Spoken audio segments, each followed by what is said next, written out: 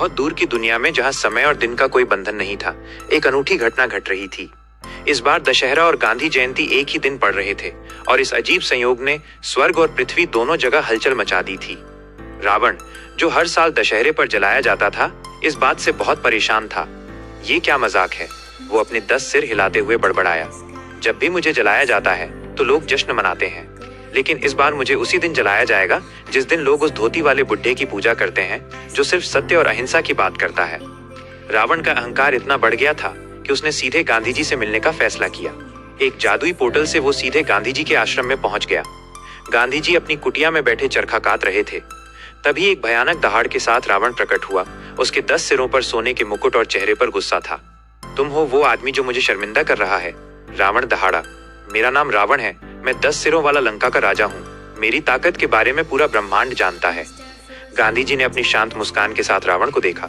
आपका स्वागत है रावण, उन्होंने कहा। मुझे खुशी है कि आप यहाँ आए। गांधी जी की शांति देखकर रावण थोड़ा शांत हुआ। क्या तुम्हें डर नहीं लगता, उसने पूछा। डर नहीं, गांधी जी ने कहा। मुझे पता है कि तुम सिर्फ अपने अंदर के गुस्से और अहंकार से लड़ रहे हो। तुम्हें जलाया इसलिए जाता है क्योंकि तुम इन बुराइयों का प्रतीक हो। रावण को ये बात बिल्कुल अच्छी नहीं लगी।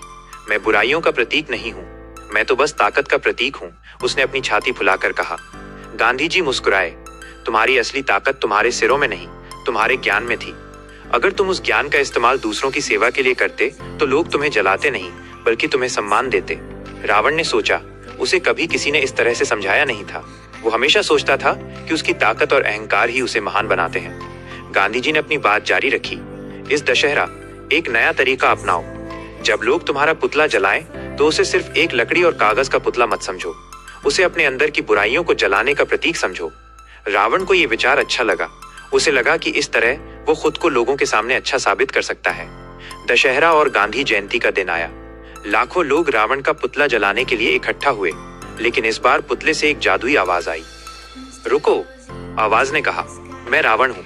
मैं जानता हूँ कि तुम मुझे क्यों जलाना चाहते हो, लेकिन आज मुझे जलाने से पहले अपने अंदर झांको और अपनी बुराइयों को जलाओ। खुद से वादा करो कि तुम झूठ नहीं बोलोगे, किसी को नुकसान नहीं पहुंचाओगे और हमेशा सच के रास्ते पर चलोगे। लोग हैरान रह गए। पुतले से ये सुनकर उन्हें गांधी जी की बातें याद आ गईं। उन्होंने अपनी मशालें नीचे रख दी और खुद से वादा किया कि वे एक बेहतर इंसान बनेंगे।